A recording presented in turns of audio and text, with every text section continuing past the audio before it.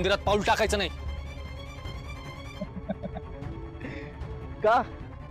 आम्ही सांगतोय म्हणून. जावई बापू, काय गडबड लावली आहे? सासूबाई, बरं झालं तुम्ही आलात. या या इकडे. हवा हाच हाच तो कुरकुंबे महाराज, ज्यांनी आपल्या आदोक्षाज महाराजांना ते कीर्तनाचं आव्हान केलं होतं ना, हाच तो.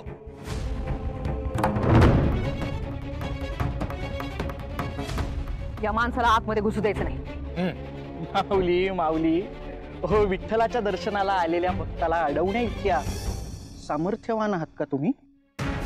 वय अहो कुरकुंबे, मंदिर कमिटीच्या सर्व आहेत या. माननीय आनंदीबाई अंताजी दिग्रजकर, सगळे यांना आहे ना मोठ्या बाई म्हणतात. आणि या इथं काही करू शकतात, कळलं? काही करू शकतात ते, इथं काही करू शकतात. पण तुम्ही एका सच्च्या भक्ताला त्याच्या विठुरायापासून लांब नाही ठेवू शकत. माननीय आनंदीबाई अंताजी दिग्रजकर, तुम्ही त्या अधोक्षच्या आदोक्षज माझा एकुलता एक मुलगा,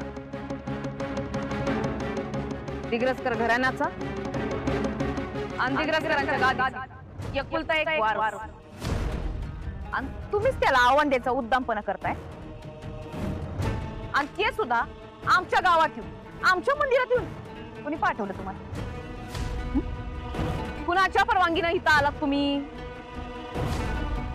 तुम्हाला आमच्या मंदिराच्या संपत्तीचा मोह म्हणून गादी हवी आहे काय?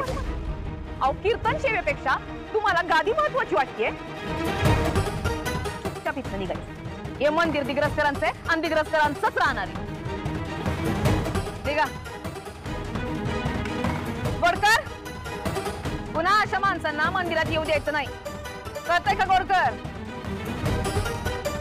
गोडकर, गोडकर, ओ गोडकर, गोडकर. मोठ्या भाई, काय गोडकराचं सुट्टीवर. सुट्टीवर? त्यांच्या बदली मी आलोय. आपण तुमचं काय तिथं काय तमाशा चाललाय? निघा म्हणलं ना.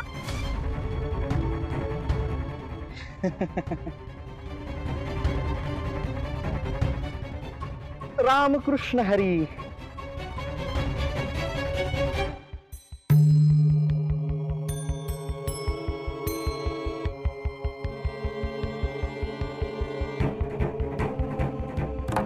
घाबरला तुम्हाला? चुपचाप निघून गेला. चुपचाप निघून गेलाय खरा, पण चुपचाप राहील असं वाटत नाही. दीडशान आहे.